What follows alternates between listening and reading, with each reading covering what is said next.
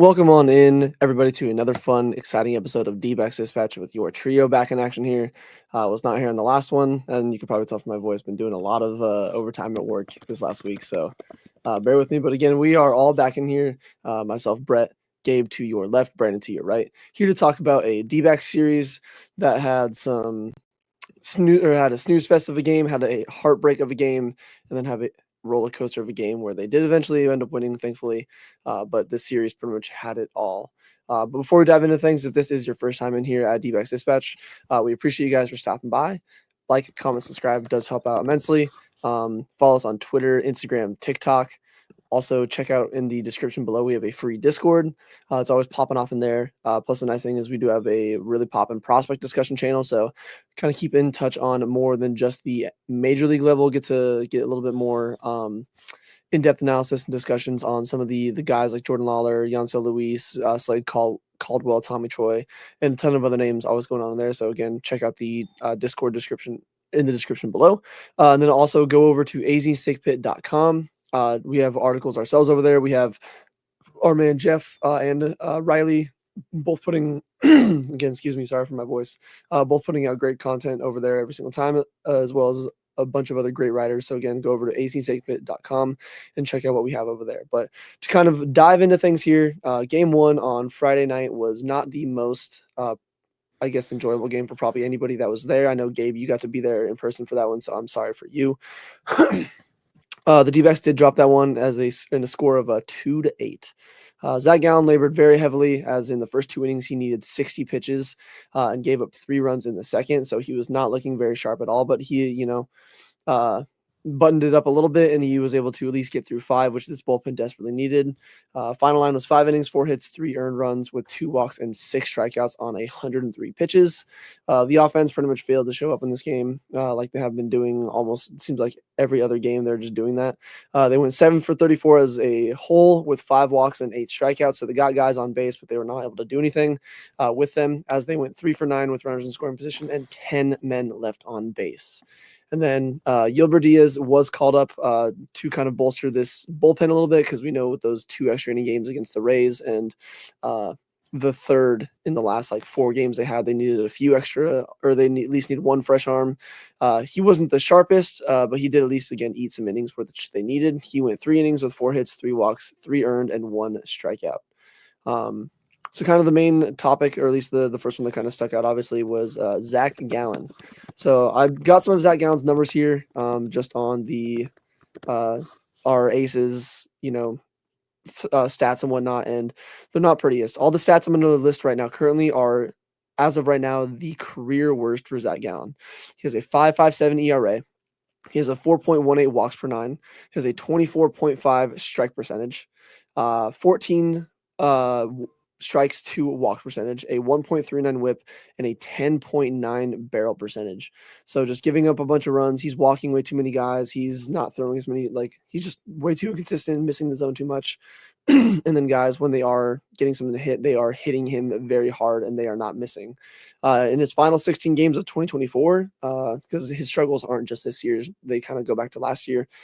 His final 16 games of 2024, he had a 4.27 ERA, a 1.41 whip, and a 4.1 walks per 9. So my question to you, gentlemen, and everybody else in the chat as well, obviously, shout out to all you guys, Tanner, Daniel, Andrew, Scott, everybody else that even might be lurking and listening as well. This goes out to you. Would love to hear you guys' opinions as well.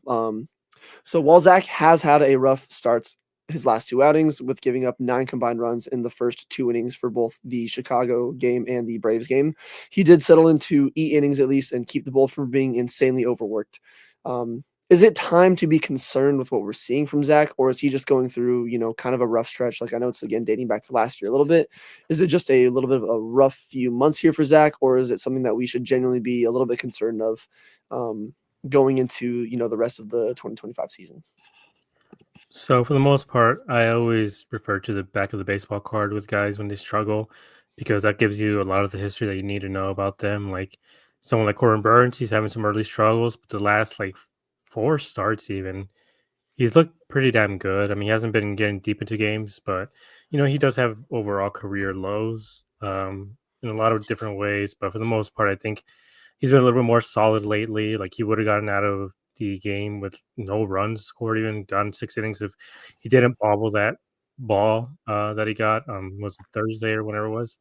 But in Zach's case, I think we're reaching a point where the back of the baseball card doesn't look as good as it did before because I know you mentioned last season, but go look at those numbers from 2023. Like after the All-Star break, around August, September, he had a pretty big collapse. He went from like a 2.5 ERA to suddenly ending the season with 3.2 or 3.3, which is still great, but just because of how great that first half was, everything was like leaning towards him taking an easy Cy Young home, and then he just fell apart, and then he just, I believe, fell in the top 5, top 6 maybe for Cy Young voting, and then, after that, he comes back 24, not very good. He has some injury issues, but he still throws quite a bit of innings, so it's not like he missed 10, 15 starts. He missed 5 or 6 or something, and this year starts off, on the roster, not injured, and just no command of the fastball. And as some of the comments are saying, like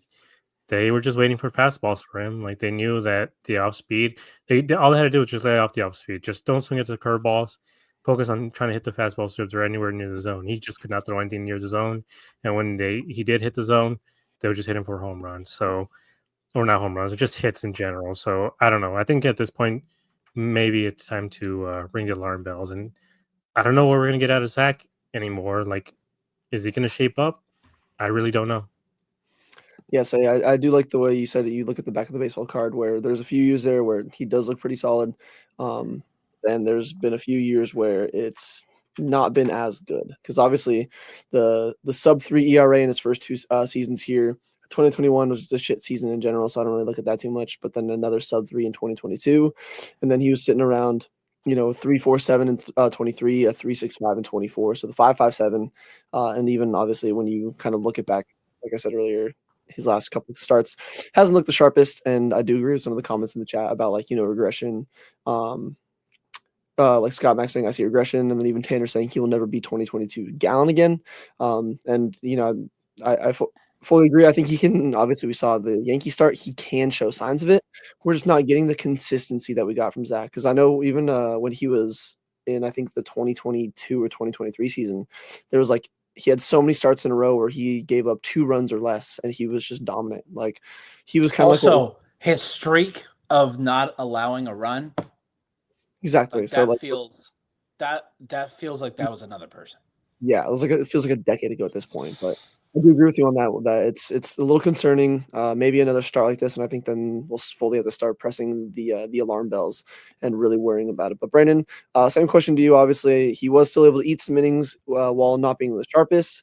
But is it time to be concerned with what we're seeing from Zach, or do you think it's just a rough patch and it's something that he'll work through eventually? I know I'm worried.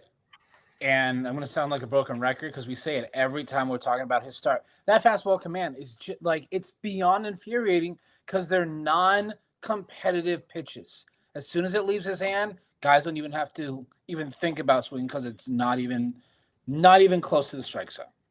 Like he threw over 100 pitches in this game. He only had 7 whiffs. Only 4 of them were on fastballs. He had 25 foul balls hit against him. Like, that's crazy to me that a quarter of his pitches thrown in this game were foul balls. Which, it's just, it is, I mean, Hazen, we do need to improve our bullpen. Maybe dangle Gallen out there because I don't know. It's because it's the same shit. The first two, it's only the first 2 innings. Once he gets to the 30s, fine. So it's got to be some sort of mechanic issue, some pregame ritual, his warm-up. I don't know what it is, but it is frustrating because we've seen how good he is, the New York Yankees start. 2022, where he's, 30-plus innings in a row of not allowing an earned run. That's the one we want. That's the one that wants Garrett Cole money. This version is not going to get it. He's just not. Yeah, I'm not entirely sure what the full issue is because even like some of the comments are saying, um, I know Tanner's asking what's Kaplan doing. I don't think it's more on Kaplan. I think it's just again we know Zach's a very cerebral guy, so I wouldn't be surprised if maybe he's over adjusting or tweaking things that don't need to be tweaked, trying to find what does need to be tweaked, maybe like a release point and whatnot. But I do fully agree with you, Brandon. It relies on his fastball, and his fastball is not. Um, it's just not what it is. And even like what Jeff's bringing up in the comments saying that guys have just made an adjustment to Gallen and they aren't chasing his pitches out of the zone. And I think that's a big key. And again, I think it does go back to a little bit with the fastball. Like when he's locating that fastball, it makes them, more aggressive to those off-speed pitches, the curveball, the changeup.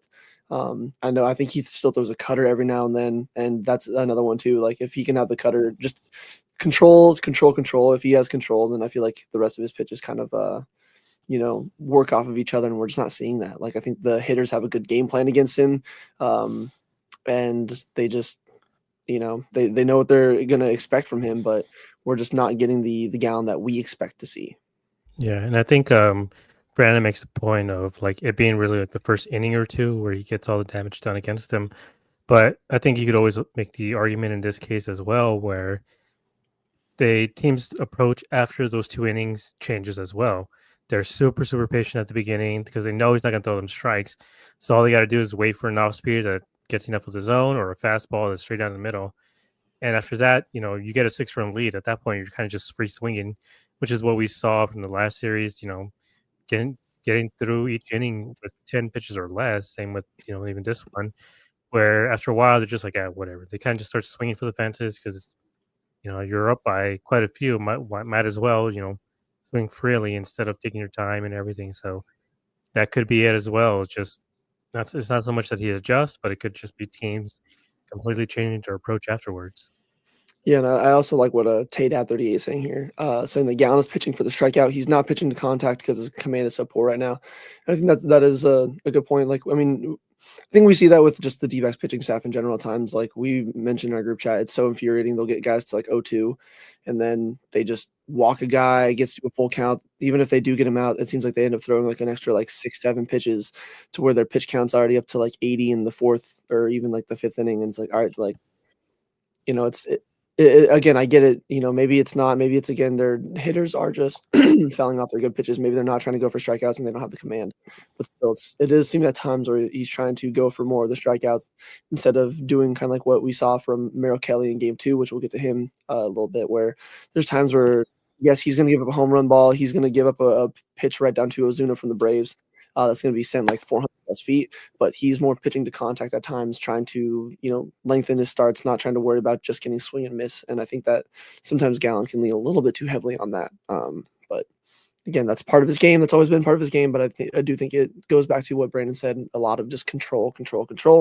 If he has his control, he's locked in. If he doesn't have his control, then, he's not the Zach Gallen that we all know, and the one that, is expecting Garrett Cole money. Yeah, and it's something that I think we're all frustrated by, just with the fact that we need a 1-2 type of punch between Corbin Burnes, Zach Gallen, and so far we haven't really had that. Corbin Burnes, like I said, he's been decent the last few times, but what happens when it comes to the playoffs? Who's going to be your first starter?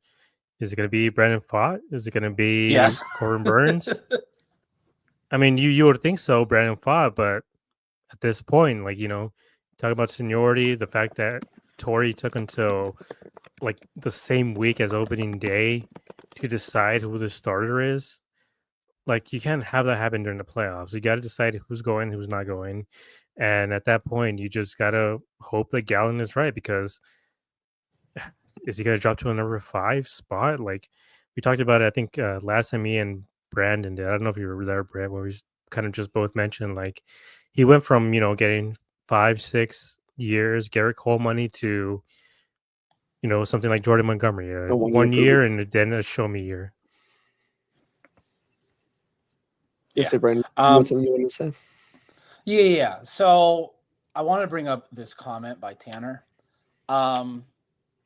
You are entitled to say what you want, but I 1,000% disagree with you. If you're trying to use this one game to say that Diaz is not a good pitcher, that's just not it. The reason why he was left in so long in this game was because of how taxed and tired our bullpen is. This game was over by the time Diaz came in the game. His job was literally just to wear it, was just to try and get as many outs as you can, save our bullpen, because we have, by the end of this series, we had 4 extra inning games in a week. So that's an extra probably 6 innings of bullpen that you had to use in a week that normally you don't. There's a reason Diaz is literally our top pitching prospect. And the Diaz offense is a being good, ass, which yeah. we'll get to. The offense didn't help that situation at all. Yeah, like they brought up Diaz to basically do this, like just be the guy that can just bridge it when a game is over. I don't think they wanted him to only be here for 2 days. I think they wanted him to be here a little bit longer, but he had to throw 70 pitches in this outing. So, because there's no reason, because they were down, I think, like 8-1 at that point. Like, there's no reason to throw in Shelby Miller, Ryan Thompson. Just like there's no reason to use those other guys in a game that you were not gonna win. Now they did make it interesting in the 8th inning, in my opinion, where I was like, if this team Almost did. because so it was like 8-1, and they had like 3 runners on in that inning, but they had given up three runs in the top half. I'm like, if they get it to 5, I'm gonna be so pissed, because then it's like, so we punted on the game, but we shouldn't have to.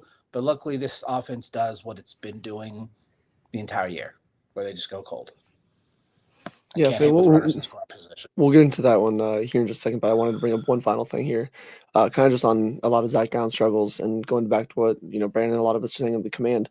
Jeff bringing up saying currently Gallen's walk rate is double at 10.5% what it was in 2023 at a 5.6%. So that's a big difference. And again, I think that's kind of goes back to just the command, whether he's chasing pitches or he doesn't have full command. There's a couple mixture of things that we're seeing too that's leading to him just being highly inefficient and not like the guy that was expecting Scott Boras, Garrett Cole money. But hopefully in the series against the Mets that we have coming up, we can see him bounce back a little bit. But who knows? He liked pitching in New York before. Maybe there's something about pitching in New York where he'll just log back in again, but we'll have to wait to see. But Brandon kind of teed it up there perfect. The other big thing that kind of reared its ugly head in this game was the offense once again just kind of disappearing.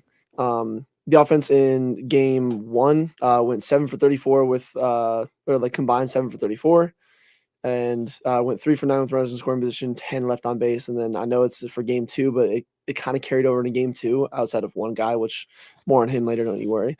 Even in game 2, they went 9 for 32 and were 3 for 13 with runners in scoring position and 6 left on base. So it's just every now and then, like we'll see them get, have a couple innings or so where they're super clutch. They'll put up like an insane rally, like obviously the couple comebacks that we've seen this year, the one against the Cubs, the one against the Brewers, and a couple games here and there, even like the one against the Cubs, like obviously they lost that one on that Friday, but still like, well, they're never fully out of it, but there are some games where it just feels like they are, because they're not putting together really like any good at bats, whether they're not seeing the pitcher well or whatever it is, they're just looking, horrific out there. So my question to you gentlemen and everybody else in the chat that's along listening with us is with the hot and cold offense. It was definitely ice cold in this one in game 2. And it looked pretty much lifeless all game. And I love Naylor, but that at-bat that he had in the first inning against Chris Sale is possibly one of the worst at-bats I've seen from anybody. It looked like me and MLB The Show on like GO difficulty. Like, my goodness, what was that? But I'm curious to hear from you guys. What are you noticing in regards to their struggles at the dish? Is it, kind of like what I say before, maybe the opposing pitcher's doing their job and they're trying to get them out. Maybe they're in their own head, shout out the Cranberries, and just, overthinking things, or do you think it's something else? I'm curious your thoughts. Some of the main thing I noticed is just the fact that there's so much first pitch swinging from this team, and it goes up and down the board. Like even Corbin was swinging at the first pitch. There's just it's good to be aggressive, but I think at times you have to slow down the game, let them make pitches to you instead of coming after everything. Like, doesn't matter if it's in the zone or out the zone. They were just swinging at everything, swinging freely, and even Geno has looked a lot better in these last couple of games. He's laying off of those sliders that are way outside the zone. they're in the other's batter's box, and he finally is laying off of them. But this whole year, he just keeps swinging at those, and it's not just him; it's everybody else. Just swinging at terrible pitches, leaving pitches in the zone. Even Perdomo, I mean, we brought him up last episode, just how bad he's been the last 15 games or so. I think his average is still below 200. His OPS, I mean, it's literally just the walks that are saving him at this point, or else his OPS would be in the 500s, if not the 400s. And he just hasn't looked good at the dish. And even Pavin, his last 7 games, has also really struggled. He's batted under 100. His OPS is under 7 or 800 as well. Like, they just seem to be, struggling team wide. It's not just one guy like we've seen before. Like, we know Gurriel is going to struggle for a bit, and we know Geno is going to struggle for a bit, but it's like everybody is. After Corbin, it's, Perdomo, like I said, go look at those last 7 games. Pavin, Naylor's kind of the only guy doing well enough, but it can't just be 2 or 3 guys every single day. Like Geno hitting 4 home runs. He had 4 of the 6 hits, 4 of the 6 RBI as well, or 5 RBI. Like, the offense was literally just him on Saturday. And so people are asking, like, oh, how do you lose with the guy who hits 4 home runs? Well, that's it. That was the entire offense right there, just the one guy. And if you look at when JD Martinez hit those 4 home runs, it was already 10 or 11-1, maybe, because probably right through a shutout. So he had a great game. So that is just the offense, just so much first pitch swinging, not taking pitches. And then when you get guys on base, like we saw with Perdomo, especially in extra innings, swinging at the first, second pitch, and today swinging at 2-0. He was at 2-0. He swings at a terrible pitch and then grounds out. And he's been grounding out a lot in extra innings, and then the game has been over.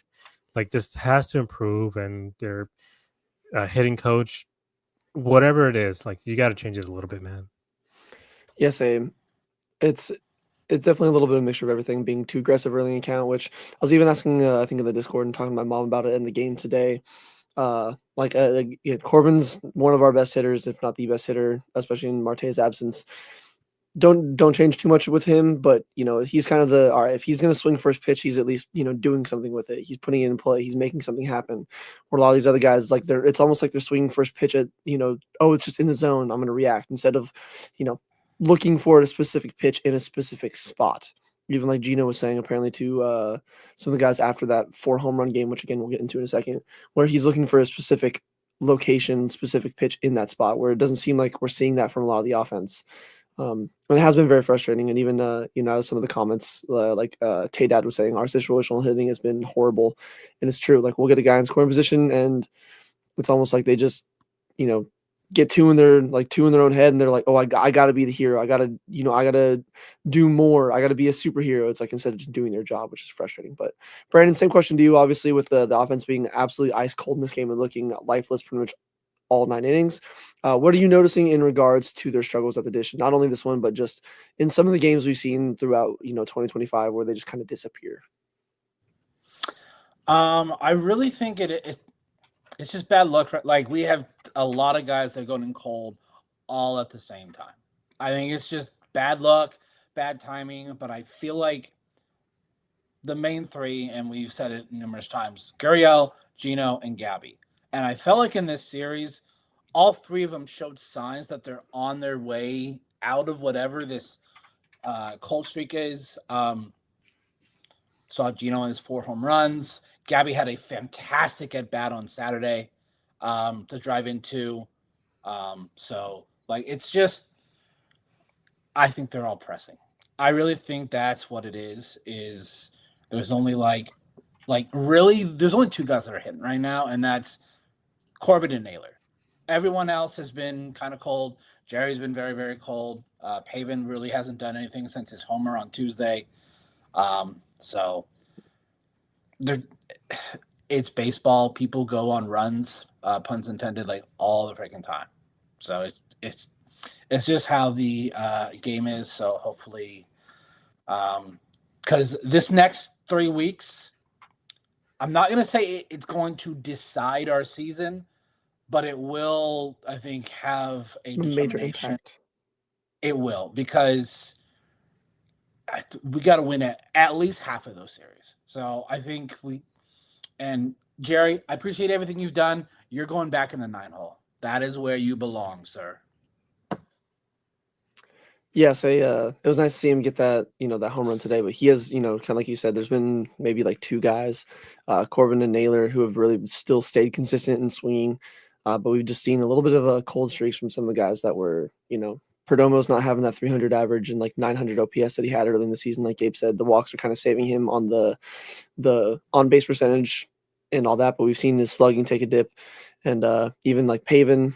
He's been a little bit cold. I think he's like 0 for his last like 11 now. Some with like a bunch of strikeouts. Like he almost had a golden sombrero over 12. Yeah, almost had a golden sombrero today, which was a little concerning. But again, it's just I think guys like Brandon said are just pressing at the plate too much, and they're not doing as well. And kind of like some of the comments, I like what Jeff is saying here.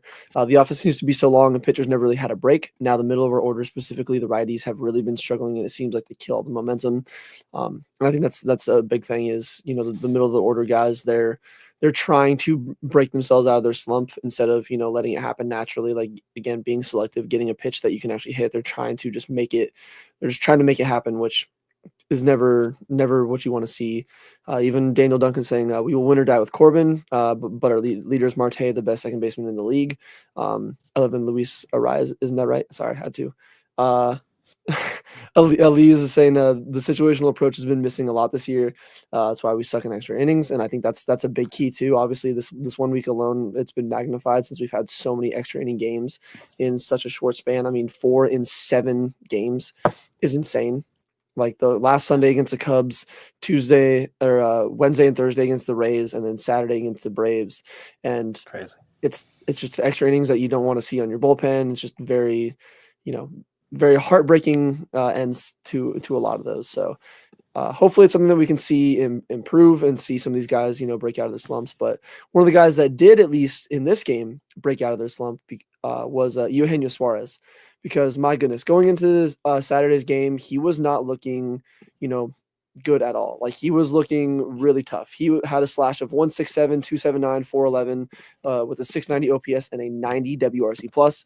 There was a lot of talk from a lot of us. Even I know I was talking with the Snakebit account, being like, you know what, Geno's not good at the plate. He's really costing us. He's made a lot of errors. Like the D-backs defense hasn't been great, but he's made a lot of errors in the field as of late. And it's just been very deflating to see, to where I was like, you know what, like if this is what we're going to be seeing out of Geno consistently still, maybe it's time that we do give the more unexperienced third baseman Lawler a shot and try to give, maybe less ABs to Geno if this is what we're getting. But my goodness, what a day he had. He went 4 for 4 with 4 home runs. The first time we've seen somebody hit 4 home runs in a game since 2017, which was another Diamondback in JD Martinez, which if I had a nickel for every single time a Diamondback hit 4 home runs in a game, I'd have 2 nickels, which isn't a lot, but it's weird. It's happened twice.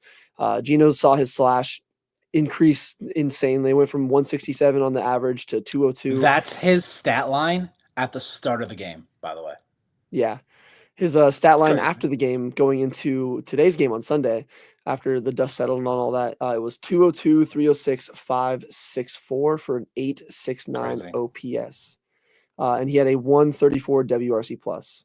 A 134 WRC plus was insane, and just disgusting. I know we kind of dipped in, or I guess we changed the order of topics, so that's on me. I can give a quick rundown. I mean, the rest of the offense and the rest of the game, Merrill, which is unfortunate because Merrill Kelly was really solid in this game. Wasn't the best to start with 2 solo shots in the first and second inning, but settled in to go 6 innings, 4 hits, 2 earned, and a walk and a strikeout. The big reason why Geno's 4 home runs kind of weren't going to be the thing to remember the most out of here was Thompson and Beeks. Beeks did not clap cheeks in this one. They combined to go 2 innings, 4 hits, 5 earned with 2 walks and 1 strikeout. Again, Geno was very solid, and that was the big highlight of the game, especially that game-tying home run in the 9th inning. That was, if we would have came back and won that game, my goodness, what a momentum shift for just the rest of the season. That was genuinely insane. But of course they did falter in extras. So getting back onto the topic of Geno here, like we'll kind of switch around what we had in order. Obviously after game 1, a lot of us were seeing frustrations with Geno and whatnot. But then he went on to have that 4 home run game and being the first D-back and first player to do it since JD Martinez. My question to you, gentlemen, and everybody else in the chat, is while it sucks that we couldn't take home the win in this one, how cool in general was it seeing Geno break out of his slump with something that is more rare than a no-hitter and a perfect game. Like again, this is I think the 19th player to do it in history, and I got to see it in person. I don't know if either of you guys or anybody else in the chat did. Getting to see every single one of them and just all that, it was especially in a packed stadium and a packed crowd like that we had on Saturday. It was phenomenal. It was such a great environment, and it was something that, again, while we didn't win, it'll be a very cool story that I at least get to say, like, hey, I got to be there at that game when Geno did that. So same thing to you. How do you guys describe, your thoughts and how cool it was just seeing Geno do something that is genuinely super rare to see on a baseball field? Yeah, I guess my thoughts were just like, hopefully this is who he is going forward. Like we've seen him get extremely hot and then, cool down like we saw. He had that little insanity run the first 4 or 5 games of the season, then just has been complete garbage. So hopefully this isn't that. Hopefully this is a sign of things to come where he turns it on and becomes that second half Geno that we've all seen.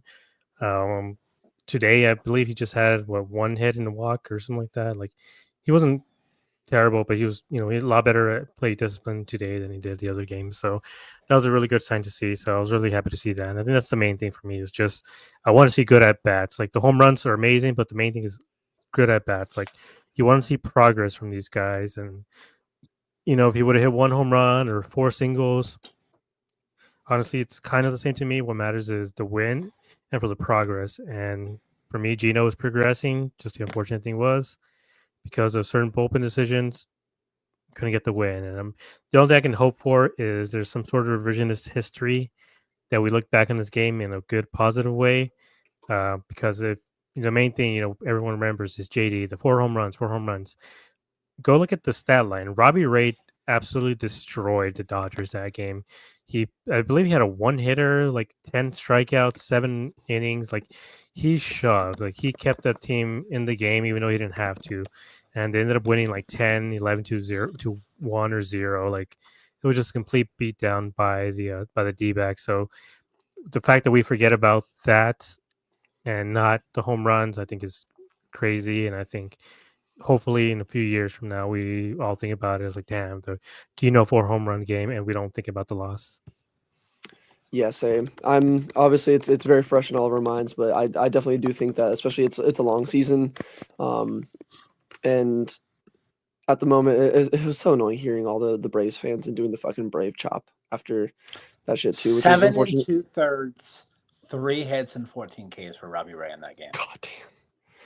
Dude, Robbie Ray was the Linsanity run that he had for us in that one season when he locked in and was just basically prime Randy Johnson. My goodness, holy cow! But yeah, I do agree. I think that in even a few months from now and whatnot, we're gonna be looking back on this. We're gonna see this as like those MLB commercials, like, oh, this moment in history or flashback. We're gonna see the Geno 4 home run game again, like in a few years now. Or like when my son's older, I'll get to tell him like, oh yeah, I was at this game.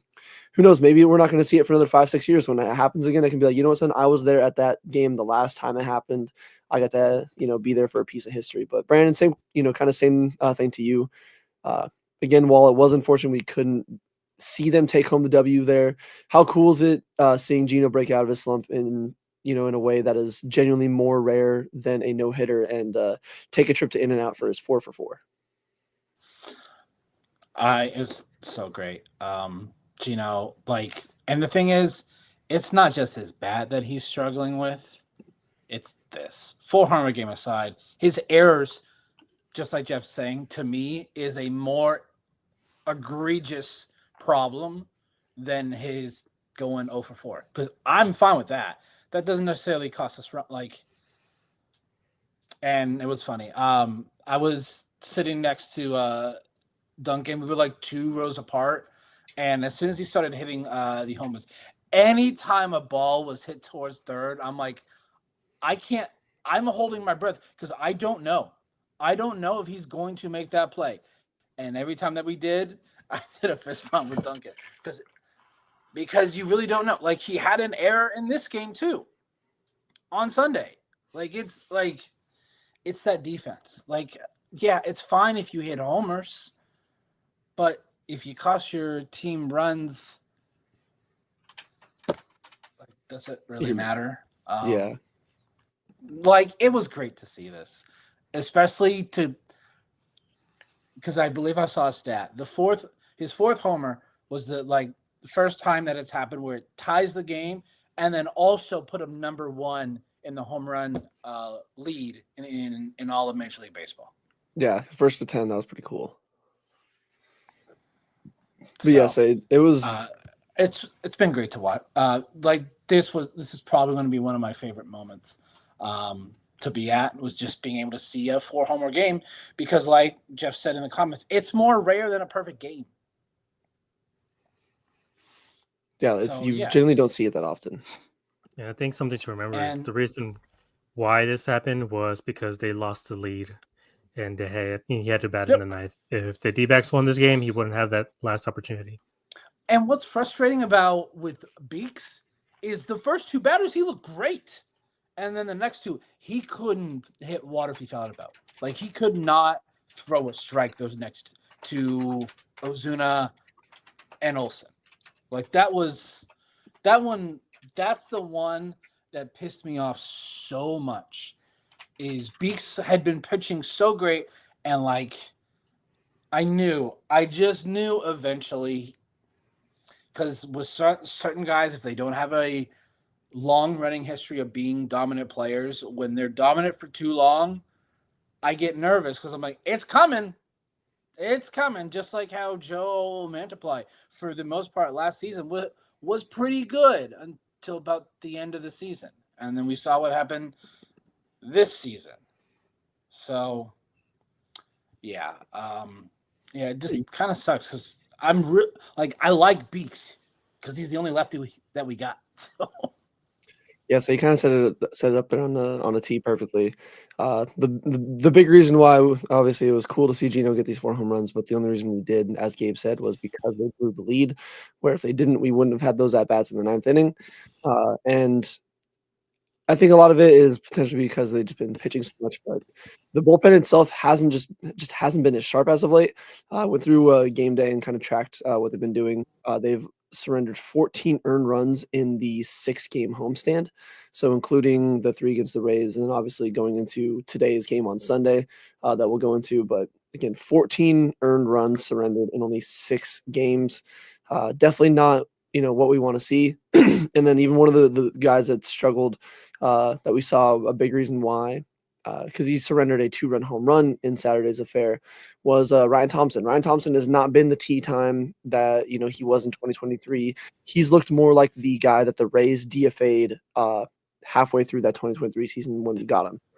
So Ryan Thompson did some of his statting on Fangraphs. He has a 4.78 ERA dating back from 7/21 to the end of the season. 7-1. Sorry, 7-1. So July 1st of last season to the final game of the season, he finished with a 4.7 ERA in that time span. So that's 34 games with 32 innings pitched. He had a 1.41 WHIP and a 3.20 batting average on balls in play. So far this year, he has a 5.06 ERA in 10 games. So again, much lower sample size. We've seen relievers all the time go on a stretch where they're borderline unhittable and they get that ERA to drop drastically. So hopefully we can see something kind of like that from Ryan Thompson. But even as Brandon said, Jalen Beeks kind of struggled in this one a little bit. Obviously, he was not clapping cheeks. Even as Elise was saying in the comments here, the 2-out walks. The 2-out walks were the most annoying part, and 2-out walks were always the most egregious thing. They pissed me the fuck off, probably more than a lot of other things. And then even Elise went on to say, and not getting someone up and hot after the first one until it was too late. We'll probably rant on that one a little bit here, as the Twitter managers that we are, because that was definitely very frustrating to see. Because even I'm sitting there, I'm like, he's throwing a lot of pitches. He's struggling. Like, again, maybe there's a guy that's redline that we don't know about. That's what we got to keep in mind now, because as Twitter managers, we don't have that access. So it was unfortunate to see just in general, because the bullpen hasn't been as sharp. So my question to you gentlemen, everybody in the chat as well, is this bullpen not actually as strong or as deep as we might have previously thought so? Like, I know just a week or two ago, we were talking about how this might potentially be the best bullpen we've seen in not even just the last few years, but potentially the D-backs history? Or do you think this is just the effect of being used very heavily in the last 9 games, especially with, 4 extra innings in their last 7, and especially all those innings that they had to eat in the Cubs series as well? So I'm curious your guys' thoughts. So why is this bullpen overused? What started this overuse of the bullpen?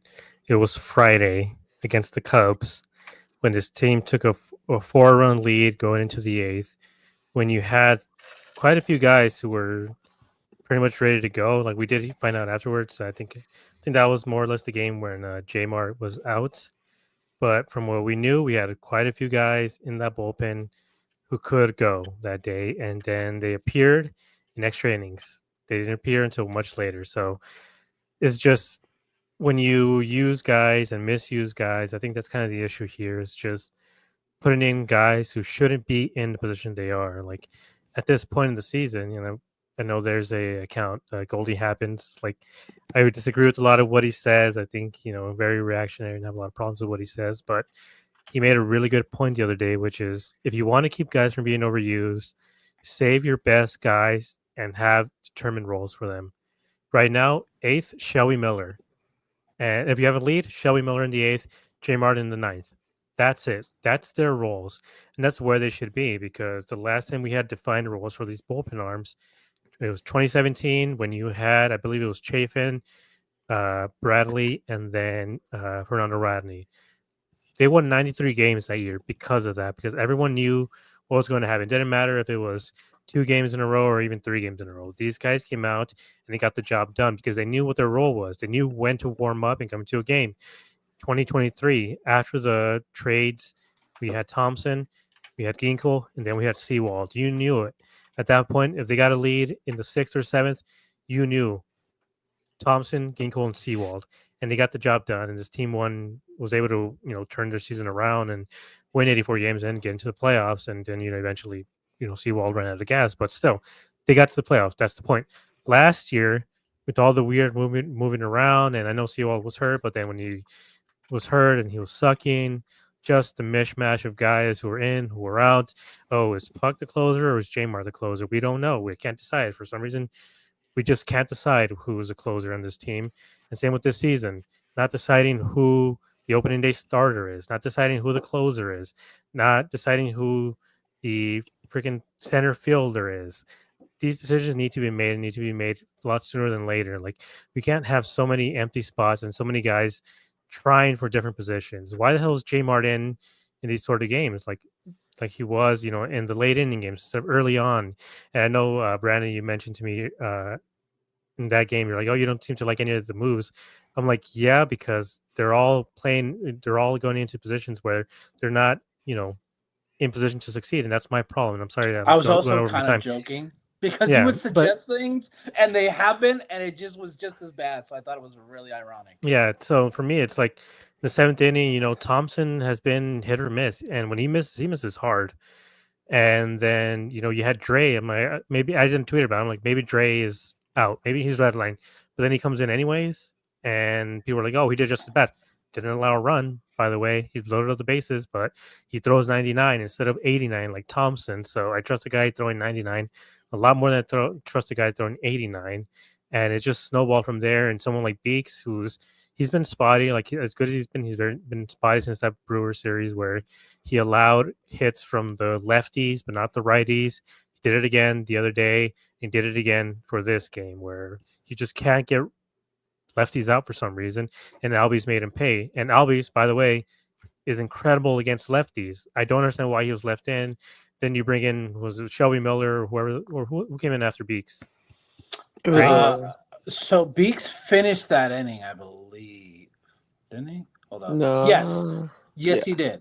He finished so after 8th. He gave up he finished the 8th, and after giving up a couple of runs as well. But again, you're not putting guys into positions to succeed, and I think that's what it is. It's putting guys where they belong, where they're going to succeed.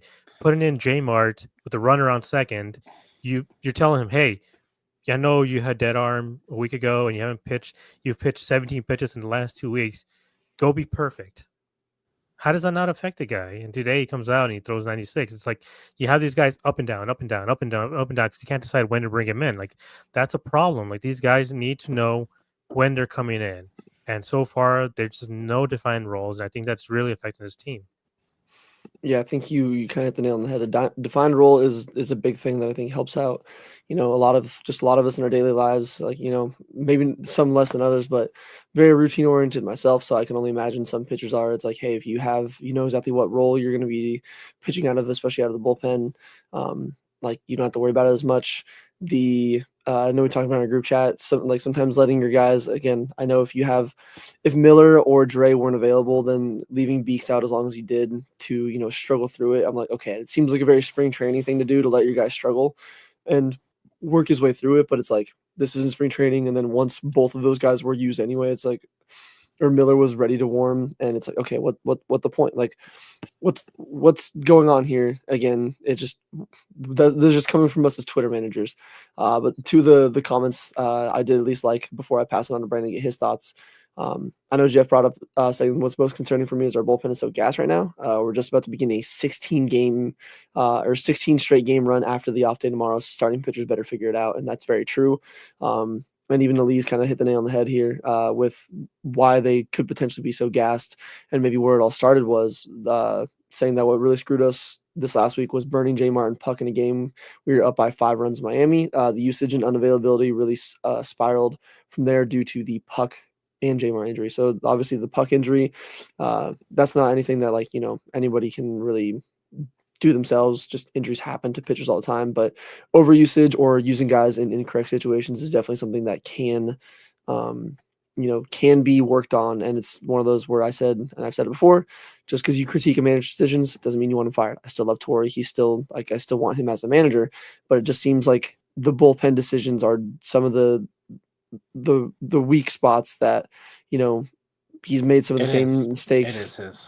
Made some of the same mistakes that he did in year 1 that he's doing now in year 9. But Brandon, same thing to you. Do you think that this is more of, maybe we just counted our chickens too early, and this bullpen isn't actually as deep as we all thought it was, and might not be one of the best that we'll ever see?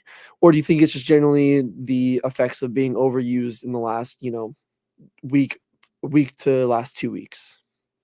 I think we're just going through a rough stretch here in the last 2 weeks. I kind of like Elise said, Torey made some bad choices bringing in your 2 best bullpen arms in a 5-run game. Why did you go ahead and do and that has had ripple effects for the last 2 weeks? Because we are still without 2 of our top bullpen arms.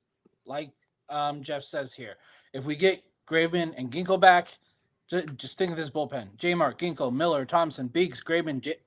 That is the best bullpen Torey has had.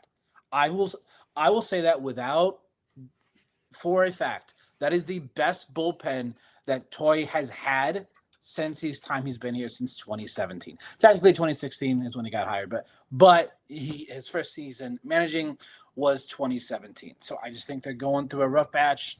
But also, like Jeff said, with starting pitchers, especially these next 6 games against the Mets and Phillies, they have to, at minimum, go 6 innings. They have to go 6 innings. We need these guys to do that. And all 5 guys are capable of doing that because they all have so far this season multiple times. So we had Pfaadt today. So we go Erod, Burns, and Gallen.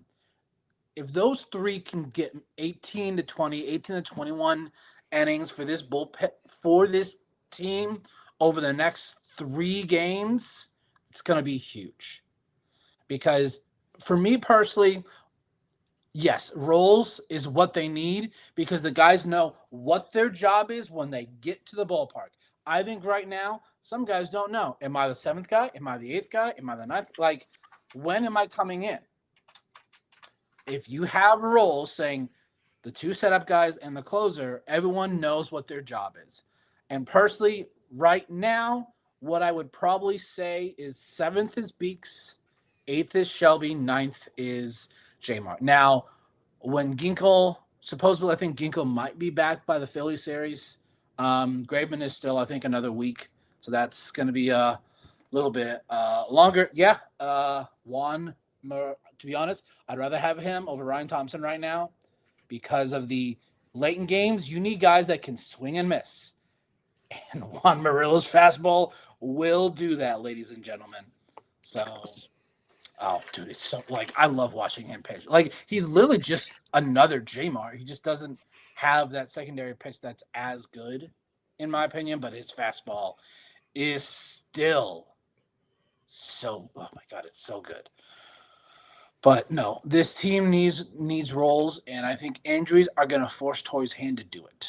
Now, once Ginkel comes back, Ginkel is 8th inning, Shelby 7th inning, in my opinion. So,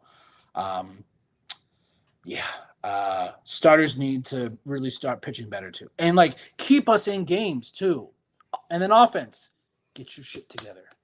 Get your shit together, because on paper, this offense should be really, really good too.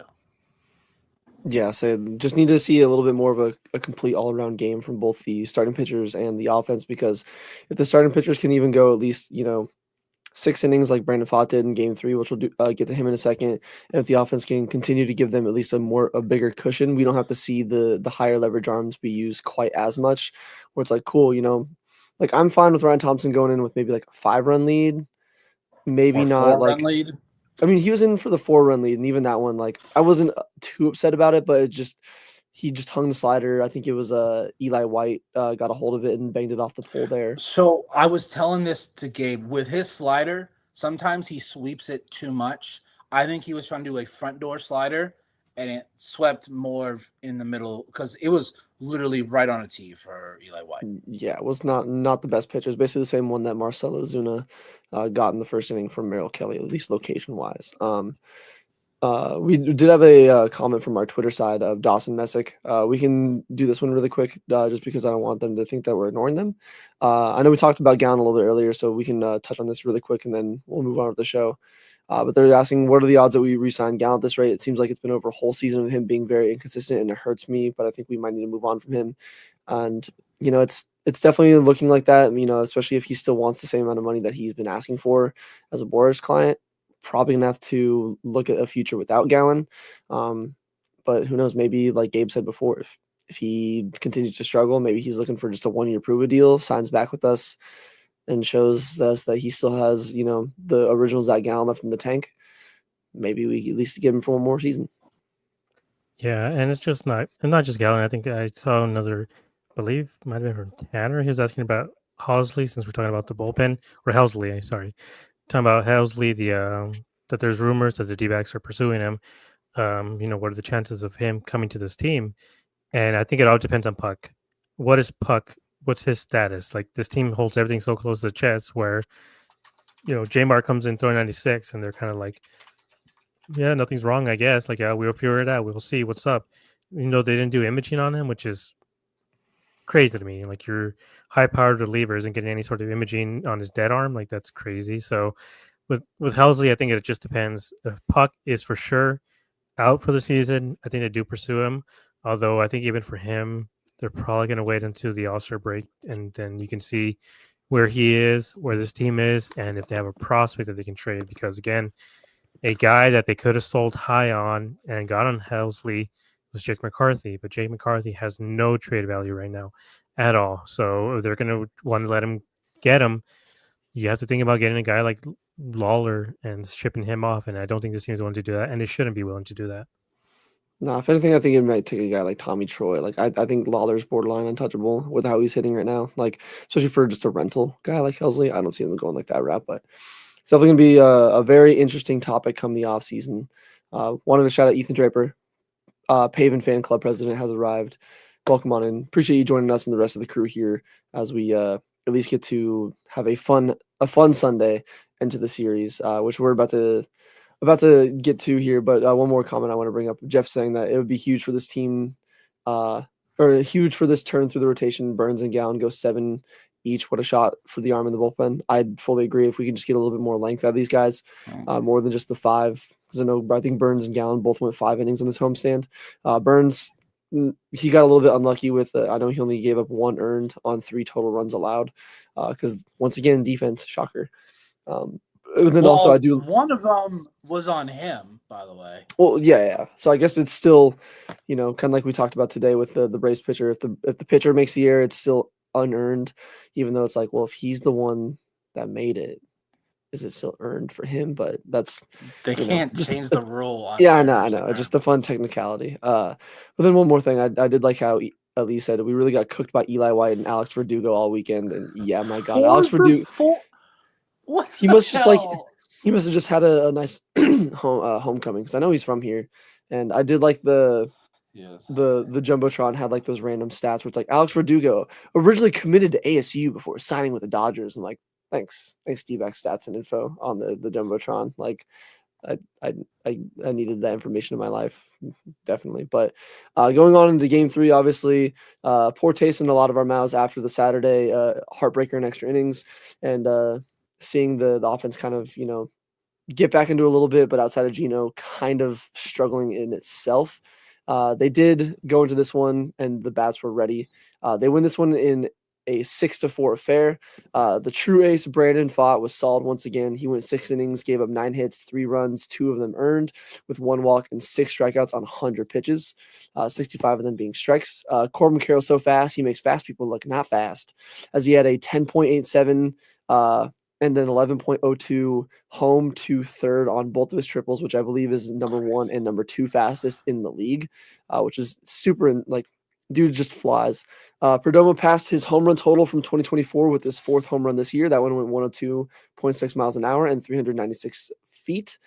Shelby Miller came in for Pfaadt in the 7th, where once again another Geno arrow kind of led to a little bit of a snowball.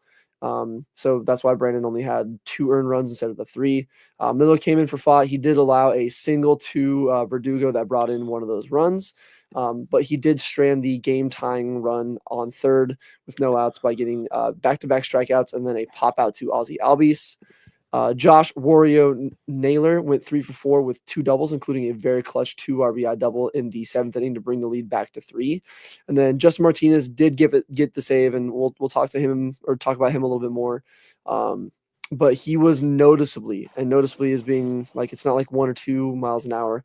He was around 3 to 5 miles an hour slower on a lot of his pitches, his splitter, his sinker, and all that. So something that we'll touch on here in a second. But the main thing, obviously, or at least topic 1 here, is the Pfaadt EW. Brandon Pfaadt is now 5-1 on the season. His season ERA is down to a 2.78 and a 1.12 WHIP in 35 2/3 innings pitched this season. He's gone 6 innings in 5 of his 6 starts, and that other start where he didn't go 6 was the one in Miami where he still went 5 2/3.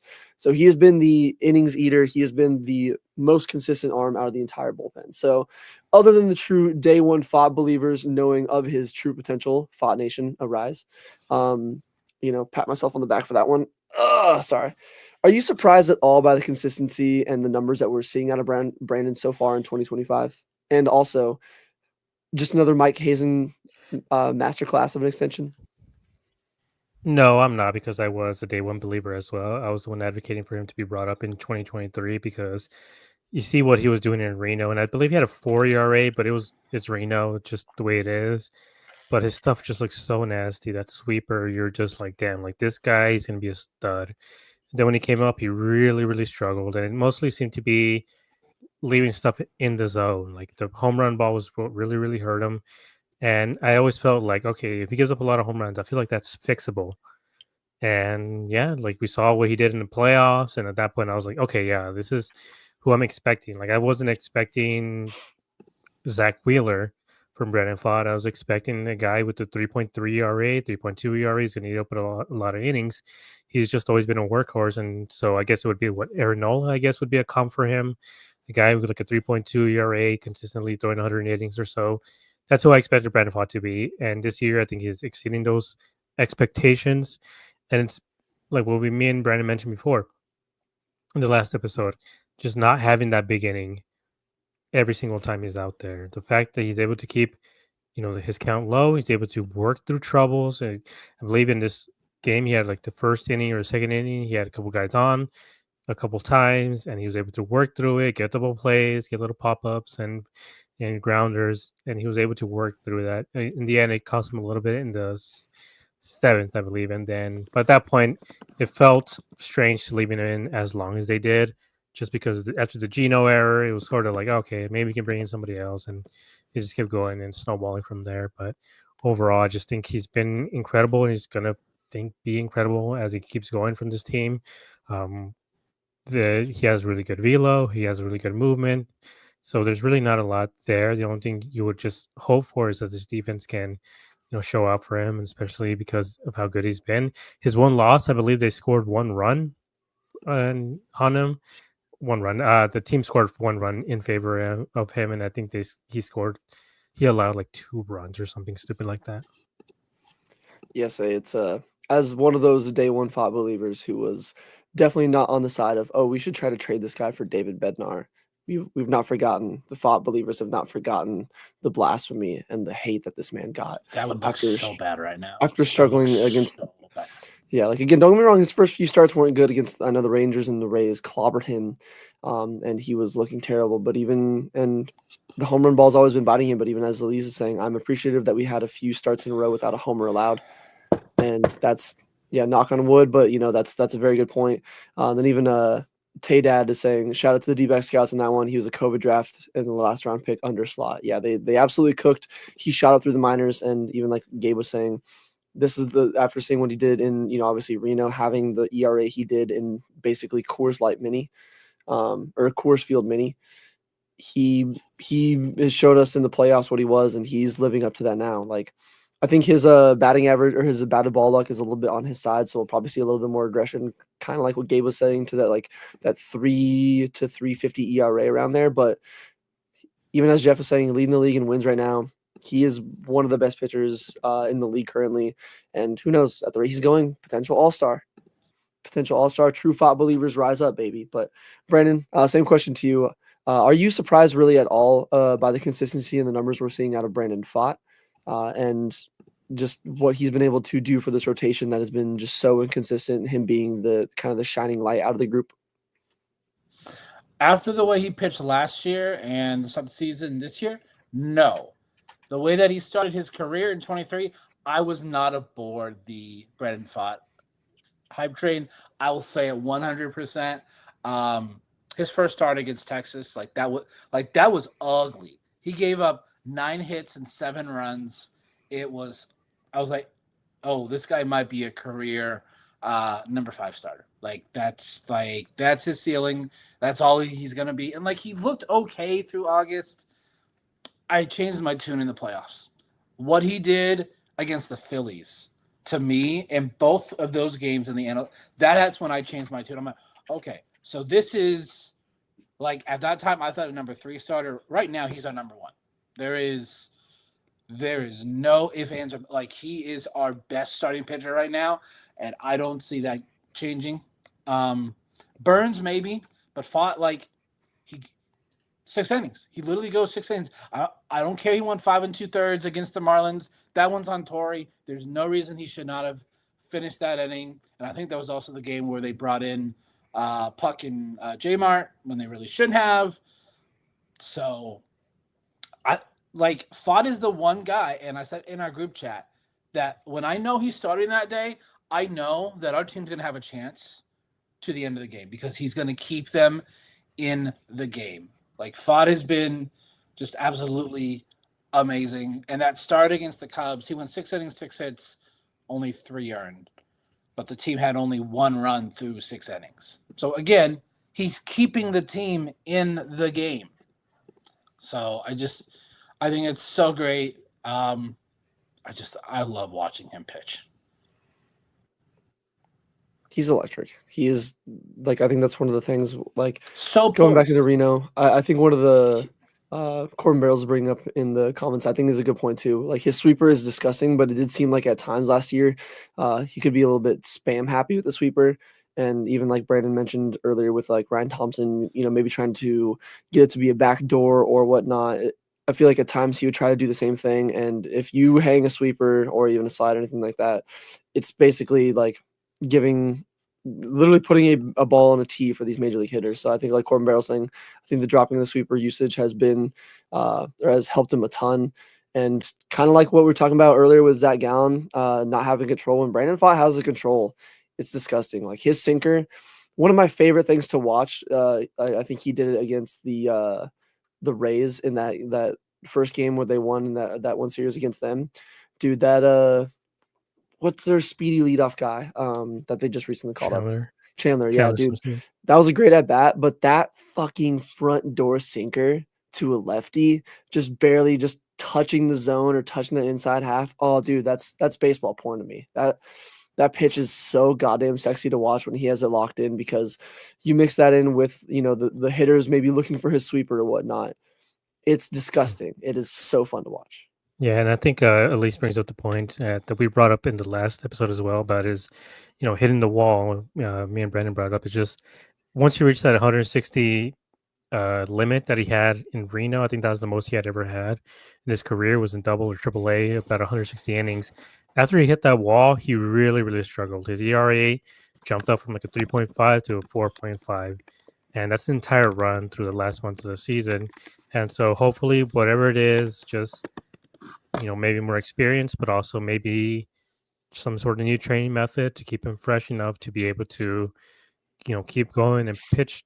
Because I think at this rate, he's closing in on 190 innings or so for the rest of the year. So if he's able to have a very good 190 innings and, most importantly, an extra 30 innings, after 160, he's able to have a very good, efficient 30 innings after that. I think it's going to pay dividends and hopefully put this team in really good position to at least maybe rest right before the playoffs. Yeah, that'd be nice. I did want to bring up this from Ethan Draper, because as a lover of Brandon Webb and one of my favorite pitchers to watch, like every now and then I'll still go and watch some of those highlight clips from his insane run that he had of the complete games and the scoreless streak and all that. Plus, I loved him and Chris Snyder's like celebration every time they were, dapping each other up at the thing. But Ethan's saying Brandon Webb and Brandon Pfaadt have a similar arm slot on the sinker, and even as Daniel's Duncan is saying about that to Ethan, he's saying, "Oof, Ethan, you're talking dirty. Webby was the gem." And yeah, that's something about a guy named Brandon pitching for the D-backs. Right, and then like Webby was on just a tear. Like Webby was the last pitcher in our organization that we've truly developed until Pfaadt. Like everyone else was technically not ours. Pfaadt is. We drafted him, we developed him, and he's only going to go up from here. Yeah, like we traded for Robbie Ray, and I know Robbie Ray had some of his bad starts, but I believe we got him from the Tigers in that Ian Kennedy trade. Yeah, I think even Patrick Corbin, I think he came from the Yankees or something like that on a trade. I don't think or did we draft him? I don't remember that. I think we got him in a trade too. I'm not fully sure. We'll have to check on that, or if one of our lovely listeners in the chat, maybe they might know. I think Brandon's probably looking that up right now, but I think we might have. So drafted by the Angels. Oh, was it the Joe Saunders trade? Tyler Skaggs. Tyler Skaggs trade. That's what it was. R.I.P. Man, that's sad. But that hurt. Yeah, it's good to see this organization finally be able to develop talent, because I was curious about this, because I was like, this team, Mike Hazen drafted Pavin Smith first overall in 2017. I want to see what the Dave Stewart regime did, and oh my god, the way they set this team back a decade was just war crimes. Incredible. Like, oh my god, like Taylor Clark. Like, I guess the best guy was John Duplantier.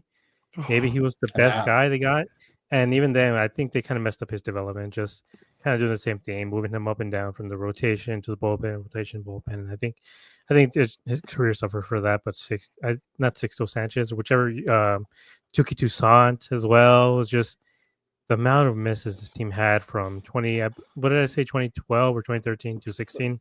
Yeah. Go look at that if you want to. Dark time. Don't do it tonight. Yeah, do it maybe if you if you're way too happy and you need a way to bring yourself back down to earth. Go. If you have really, really good mental health right now, go look it up. Yeah, but I did want to bring up. No, none of us right now. Yeah, so I did want to bring up one more comment here before we get into our next topic of J-Mark, because I know that one's an unfortunate, not unfortunate in a bad way, but something that we'll definitely have to monitor here. Tanner saying, "What about Scherzer?" So, again, I know that Brandon Pfaadt has a long way to go to be Max Scherzer, But I specifically remember saying to Brandon, to a bunch of other people, when Brandon Pfaadt was struggling originally, and he came up, and I was like, and I know Brandon wasn't, necessarily, oh, we need to trade him or whatever. I do know there were a lot of people though, and all I kept saying is like, remember Max Scherzer. Max Scherzer was disgusting. What did he struggle with? Location. Gave up a lot of home runs. He had a few games where he would give up, a big crooked number here and there. He gets traded away, and look at that. Look what he's turned into. And again, And Brandon He Pfaadt won the still. Cy Young by leading the league in home runs. Who cares? But that's my exact point. Like I was he saying, I was was only like here for like half a less than a season. year, right? Yeah, Right? he was. I think came he up and then started they his traded him rookie right year, and we away. traded him away.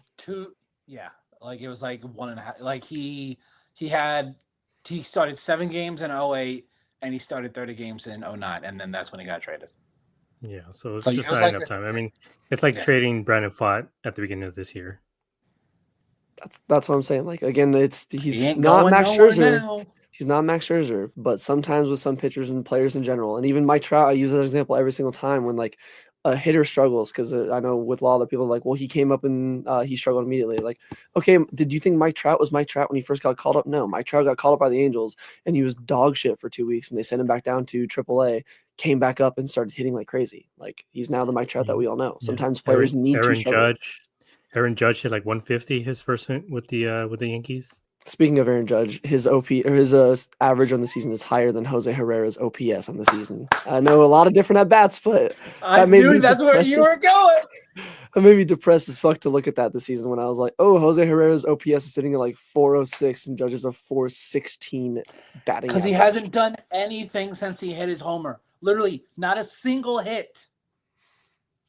Oh man, it's what he's it's literally the what are you good at? It's like you can't field, can't frame. All right, well, we won't get too negative on here, but I definitely know my thoughts on Jose Herrera very clear. But moving on to the other glaring, I guess, issue or topic here from Game 3 on Sunday's win is, yes, they did win. Yes, Justin Martinez did lock down the save. Our closer came out to actually close the game. It was a little bit worrisome. Because he wasn't available to finish last Sunday's game against the Cubs because of fatigue. They didn't specify at the time whether it was shoulder, arm, body. They just said he was fatigued. He then went on to say that he had shoulder stiffness on Wednesday. And in today's game, his velocity was down from his normal 100 to 102 miles an hour to around 96 to 97. Like I know he topped out at 98 a few times, but then he was sitting around 96, 97. Jack Summers did put out an article over on SI. So, shout out Jack.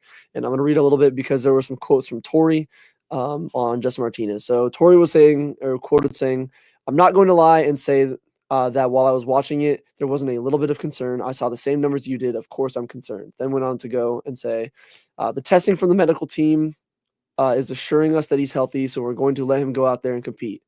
A little bit later, Jack had another quote from him saying, "Maybe a little bit of dead arm, a little bit of fatigue that he doesn't know how to describe.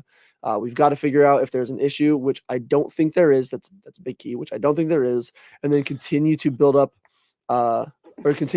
possible dead arm, which every pitcher goes through at some point during the year."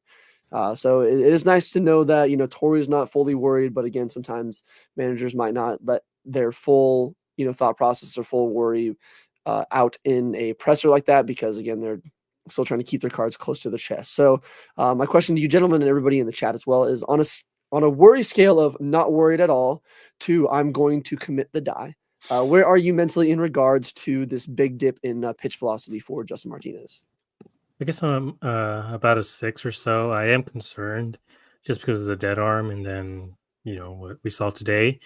I guess for me, the silver lining, or I don't know, devil's advocate, whatever you might call it, was the way he was used Saturday. He had a lot of up and downs that game. He would get up, warm up, stretch out, pitch, then get set back down. He didn't come into play until the 11th or the 10th or whatever it was. He came in very late in the game, even though he had been warming up and up in the game multiple times. And no, we talked about how many pitches he's thrown here and there, but those warm-up pitches do matter. And if he's getting up over and over and over again, he's not just throwing like 50 pitches, warming up. And the way this game was going and who was available, you kind of have to put J-Mart in there. And even with the low velocity, he was able to get the win, not allow a run. So it's a little concerning, but it wasn't like he was throwing 80. A 6 mile per hour velocity is concerning, but it's not the same as if he was throwing 90 or 85. I think having the off day tomorrow and maybe even the off day on Tuesday should be good for him, and hopefully, we can avoid another injury like we had with Puck, and that's all we can hope for right now. Yes, definitely something that I'm not in the full it smells like Teen Spirit train in here. Where I'm gonna your sense of humor is so dark, bro. I'm not willing to use my shotgun as a microphone yet, but I am at least gonna keep a few mental tabs on it as we go forward, because I think I'm on the same page as some of the people in chat, like Ethan Draper saying 5 out of 10, as well as Tay Dad saying 5 out of 10. If you play baseball, your arm hurts sometimes, it happens. So if he was sitting at like 92, 93, like almost a 10-mile-an-hour dip, I would definitely be like, all right, sound the alarms, get him a fucking MRI, let's see what's wrong with his elbow. But if Tori's not too worried about it, if the medical team is saying he's okay, then I'm going to keep it as a minimal. I'm not, going insane and like worried about our closer that is going to be here for the future. But Brandon, same question to you. Are you, on the scale of not worried at all, or on the I'm going to commit the die? Are you kind of in the middle at like the 5 to 10, kind of like Gabe, myself, and then a bunch of our other listeners in the chat as well? So I think before watching him pitch today, I was like a 3 out of 4. I'm like, yeah, like he throws really hard, so he just got a little sore, and this might be the first time that he is kind of felt like this. So like kind of the quote says, like he doesn't know how to describe as to what he's feeling, and really with the medical team, they can only help if he is open and honest with them to tell them what's going on. If he is worried about being shut down because it's that bad, that's on him. Like they can't force him to be as open and honest with them. But after watching him pitch today, really only being at 96, 97, I think mine went to about a 5 or a 6. So it's still not like hand me a knife, like kind of bad, but like definitely something to keep an eye on. Tomorrow's off day. To be honest, I put him on the IL.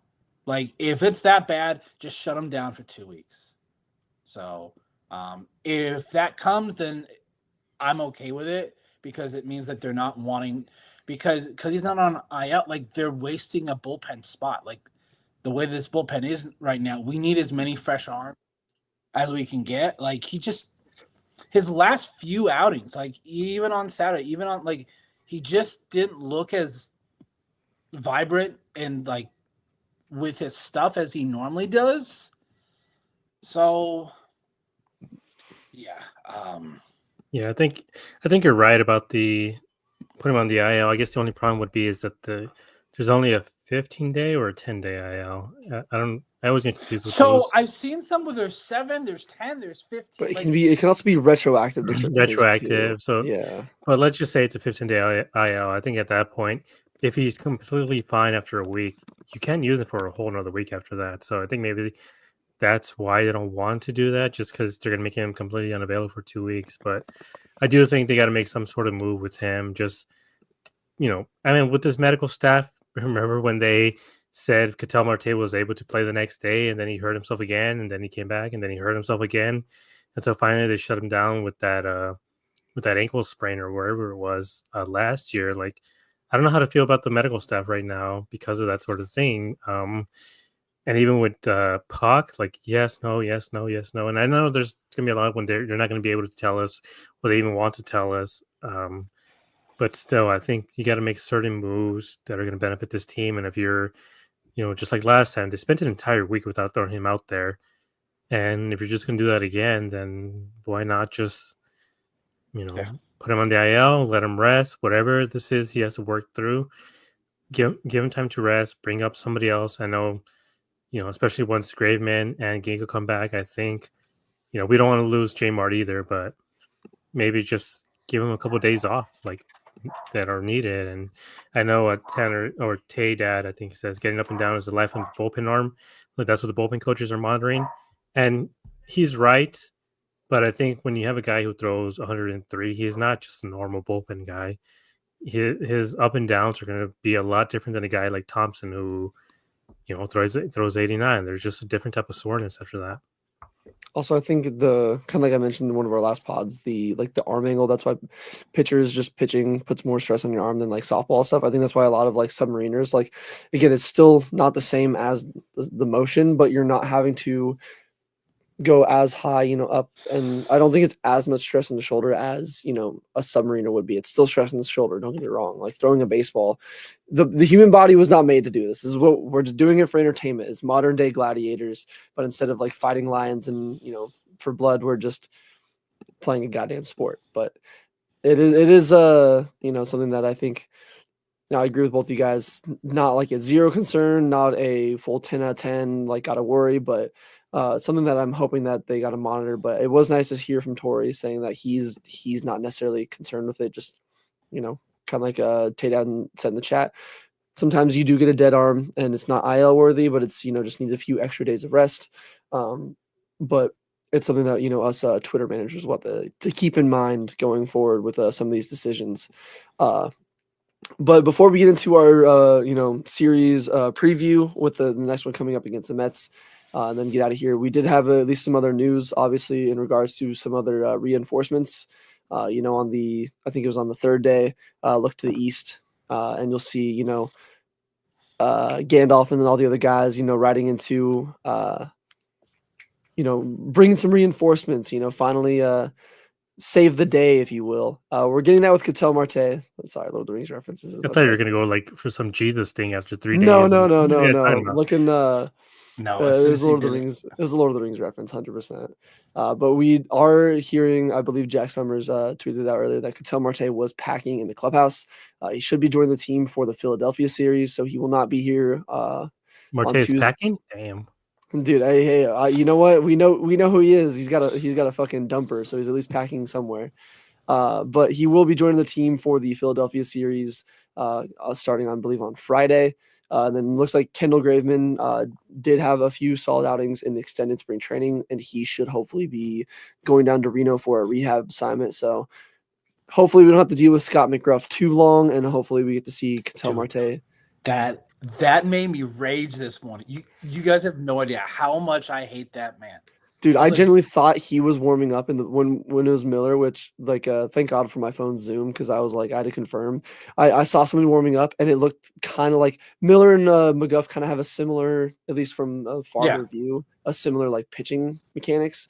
So I was like, no fucking shot Scott McGuff is gonna get important innings here today. Like you have to be kidding me. And thankfully it wasn't, but hopefully Graveman comes back. We don't have to deal with Scott McGuff, and hopefully Ketel Marte can continue, because he was, starting to hit the ball really well, continuing his MVP campaign. It's going to be tough with 2 MVPs on one team. Who's it going to go to? Corbin and Ketel. But before we get into our preview, any thoughts on, just the news of Ketel and Graveman?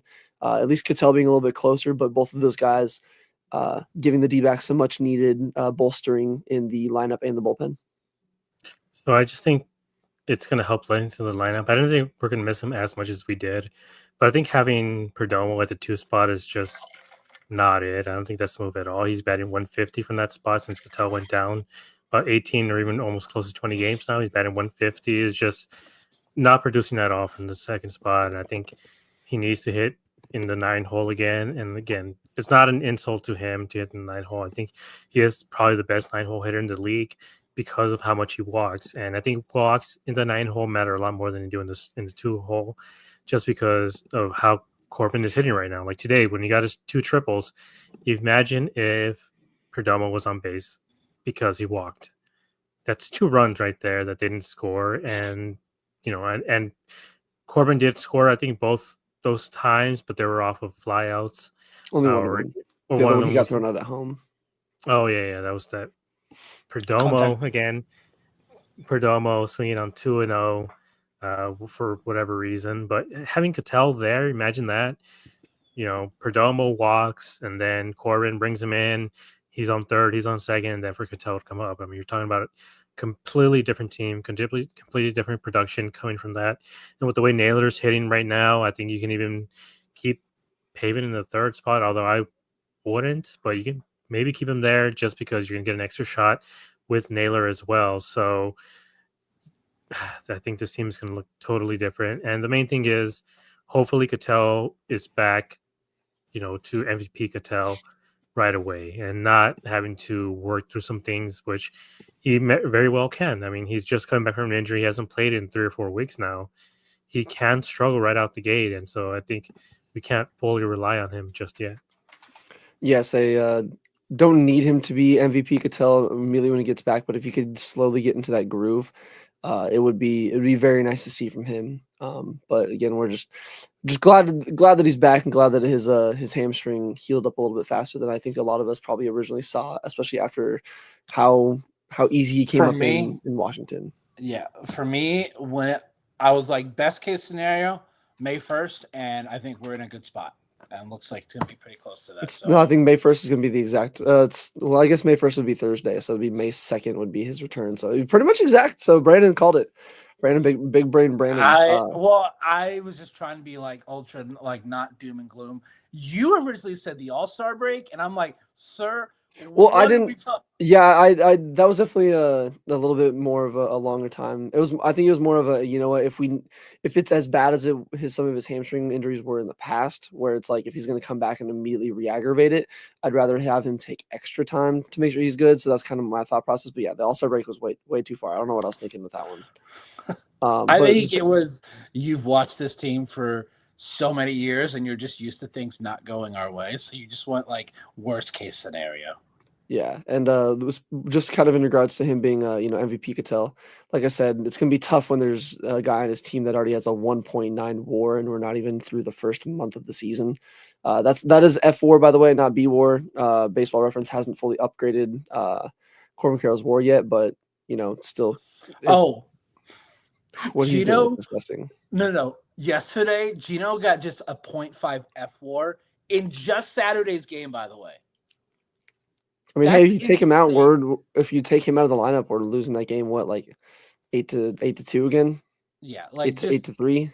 Just blows my mind. But when I saw Jack's tweet today, I'm like, yes, because we need this man back so bad. Because it's going to change. Graven will be good to see too. Yeah, I think Graven's not coming back until we are back in town. Personally, Ginkgo's probably going to be the same thing. Ethan brought this up. There's 2 things here. I don't feel comfortable with Pavin in the field, and we know they're not bringing up Lawler now that they know that Marte is going to be back in just a couple of days. So now I do like the idea.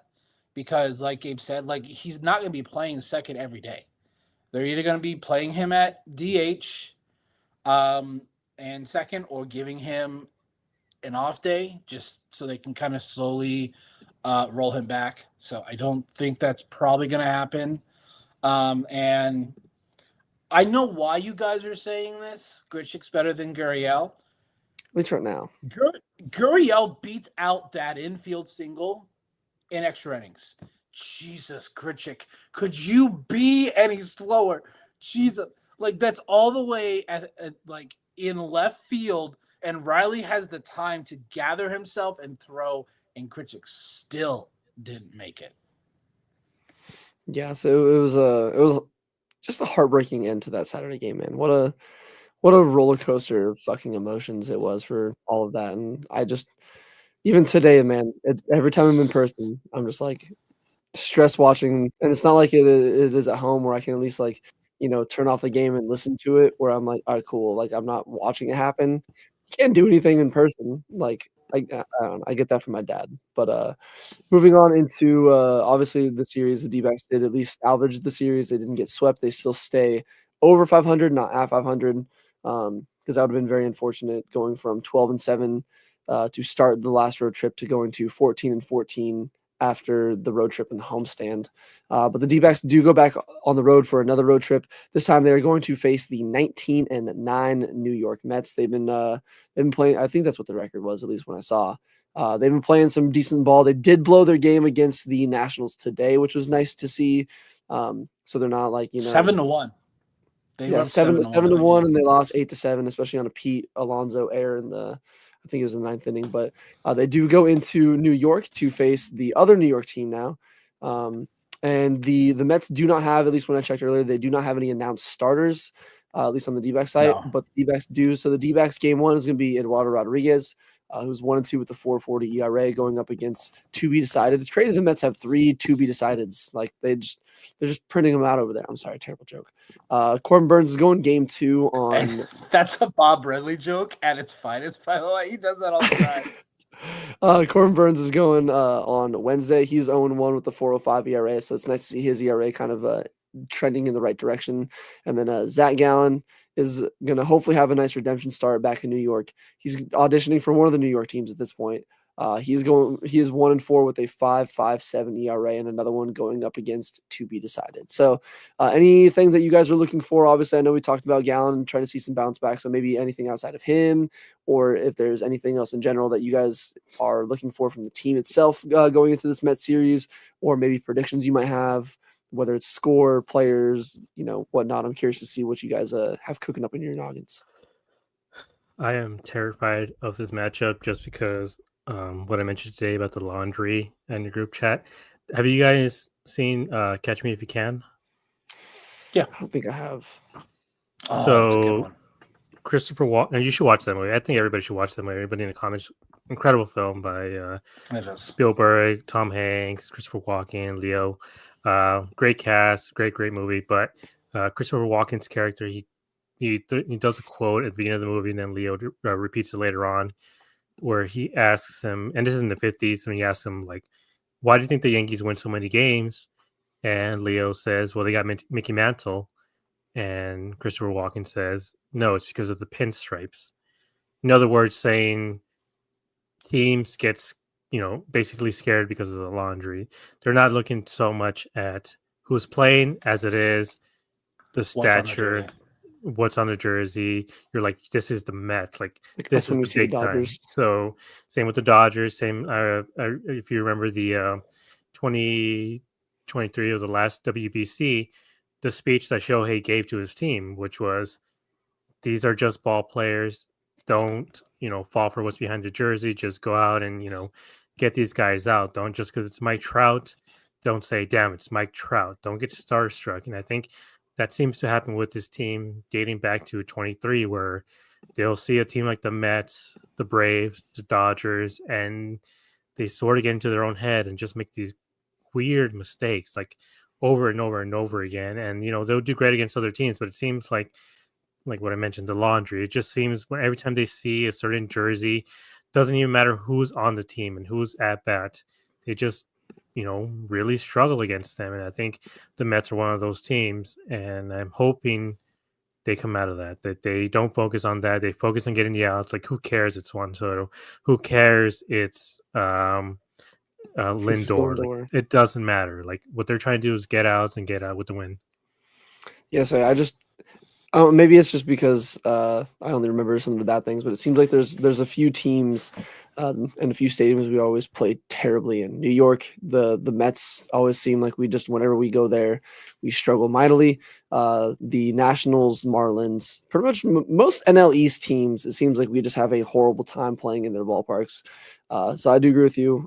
Don't worry about I know that the Mets aren't the pinstripes in town. They're one of the pinstripes in town. But don't worry about the names that you're going up against. Just go in there, focus, do your job. And I think it was Tanner saying that at least 2 of the names that are listed is Peterson, which we struggled against David Peterson last year in August. He's a pretty solid lefty for them. And then Mr. Ghost Fork in Kodai Senga. Don't know who the third one is yet, but Brandon, is there anything that you're looking forward to? Anything like maybe prediction-wise? Anything that you want to see from this team going back to New York here this time to face on the Mets? So I was looking at like the last week of games for the Mets. So yeah, it's probably going to be David Peterson, Kodai Senga, and then Clay Holmes. I think Clay Holmes is going to be starting on Thursday. He's good this year, man. Yeah, he's looked really good. What was it? Tanner asked earlier in the show, is it reasonable to expect a series win against the Mets? With this team, yes. The D-backs still have a really good offense. They have 3 really good guys going with a very good history on their side. Erod is a great, and Burns and Gallen. So they could all absolutely pitch phenomenal in this series, and we could sweep, take 2 or 3. You never know. Like, yes, I know on paper, yes, and what the Mets have done so far this year is really impressive. But there's a reason you play that's why with baseball, I try not to go too like over the top dramatic with each game, because you get another chance the next day to redeem yourself. So that's true. It's not like football where you got to wait a whole goddamn week, or even basketball, you got 3 days. Yeah, I think something key to it is also you have 27 outs at least, and this team I think can do a lot with that. I think they have to keep that in mind that they have 27 outs, because right now it seems like this team is playing on such a like hurried pace where they all want to hit the big home run, which sometimes you don't need it. You need sometimes a little single, little double, whatever it is. You get a walk, a bunt, whatever it is to get the run scoring and the guys moving. But instead, this team has been just swinging for the fences, and it's not what we need right now. So hopefully, with this Mets series, they're able to put their head down, get some good hits, and come out with the win. Yes, it's definitely going to be a series that again might make or break the season once we come to September, October. But I want this. Yes, what Elise more said. than anything in the world. Win the tiebreaker over the Mets, and unfortunately, we're not off to the best start with the Braves, and obviously, we lost one to the Cubs. But just take care of. Obviously, the NL West is going to be the big battle, but we're still sitting in fourth with not a terrible record. But the Dodgers, Giants, and Padres just won't fuck off. I don't know if you guys saw how the Giants won today on the Little League home run. Shit, oh my god! 3, also, Padres just lost 3 in a row to the Rays. Are the Rays just good? What devil magic do the Rays have? How do they just always take nobody and turn them into... They have really good starting pitching. They're young, but they're good starting pitchers. Do. That's true. Boz pitched phenomenal yesterday. Like, he shut down their bats. Pembio looked really good too. Like, I know everyone thinks they're going to be last. I don't know the way Baltimore looks right now. It might be Baltimore that finishes last, but I will always say D-backs have the talent to win every series of the season. And I really truly do believe that. Like, a lot of these losses is them. Like, whether it's defensive errors, these bullpen right now, yeah, it's not pretty, but also like they've had a rough 2 weeks with how much they've had to pitch. This team has too much talent. I'm not willing to throw the towel in. Like, every loss I see on the D-backs Twitter, on the official Twitter, is fire Torrey. I'm like, y'all need to stop. Yeah, it's not happening. There's the middle ground. To fire him at the end of April. That's like, you're just yelling into the void. Like, why waste your time? Yeah, and I will say though, with this division and with this league, like, you got to get on a run to get ahead, because last year, and then, you don't want to compare everything to last year, but this team took until the last series of before the All-Star break to get over 500. Before that, they were under 500 the whole time. That last weekend series, they finally got over 500, and they stayed over 500. And that was July 10th, 11th, 12th, whatever that thing was. You don't want this team to wait, was it 2 or 3 more months for that to happen? Like, with how competitive this division is, like, the Giants weren't as good.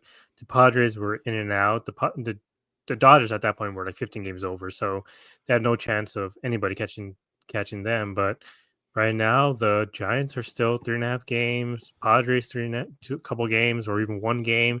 Dodgers are right there. There's so many teams that are just right there. And in a week's time, been over 500 since the first Sunday of the year. So we're already off to a better start, technically. So they're off to a better start. But again, you don't want to be to the point where we're getting into mid-July and this team is under 500. So that's what the benchmark is. After that, it's all hands on deck. And with the division, we're going to finally face in-division opponents with the Dodgers coming up soon. So at that point, you want to at least have a couple of games, maybe 1 game behind the Dodgers, maybe a game on top of the Dodgers coming into that. Because if you get swept, go back to 4th place, because we recorded it last week. There were 2 games or 2.5 games to 3.5 games still in 4th place. They just cannot escape 4th place. Yeah, so it's definitely going to be just important again. It's a long season, but every game, especially with the rest of the league, not just the NL West, but the rest of NL itself, playing just good baseball itself, which, shout out baseball. I think it was a week or two ago, maybe like last Friday, I think for that Cubs one, where the overall attendance for games was like the highest it's been in like over 10 years, I believe, or maybe even over like almost 20 years. It's nice to see the overall, ability and just like teams. There's not as many dog shit teams. Like, yes, the White Sox had a terrible team last year, but even the teams this year, like, there's always gonna be the one team, like the Rockies. I think the Rockies are still at what, 5 wins, 4 wins. Like Yes. they're gonna be the White Sox of this season. So 4. poor Rockies, 4. 4, which is insane. My God. Brendan So Pfaadt had 4 wins than the Colorado Rockies. Okay, that's funny. So there's always gonna be like 1, maybe 2 teams, like maybe 1 in each league, that are just like genuinely like dog shit.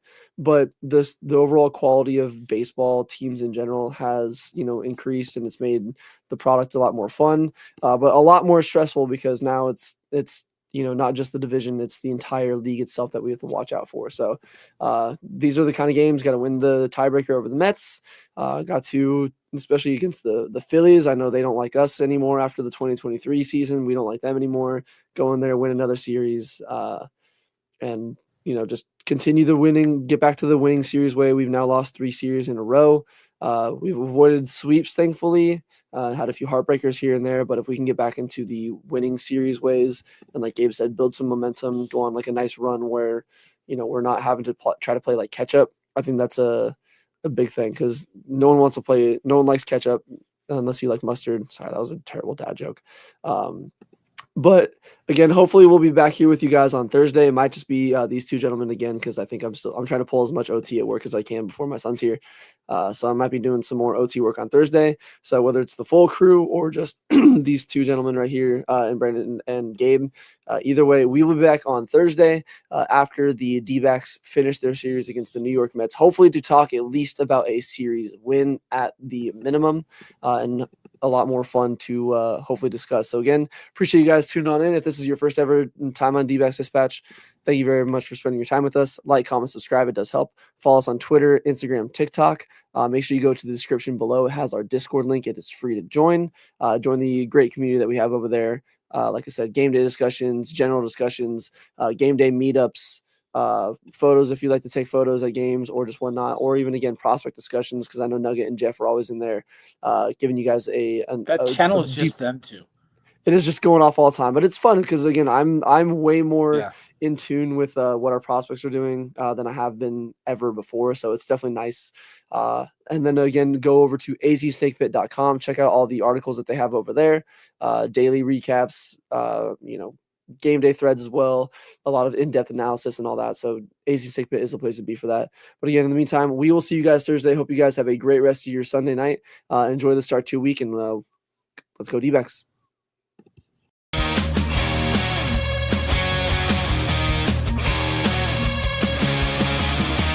Under the lights, the game goes down. Desert heat, but we own this town. Brennan, Brett, and Gabe on the call. With Josh in the back, bringing it all. Fastballs hum, the bats ignite. 9 innings deep, we fight all night. Wins and losses, highs and lows. We break it down, yeah, that's how it goes.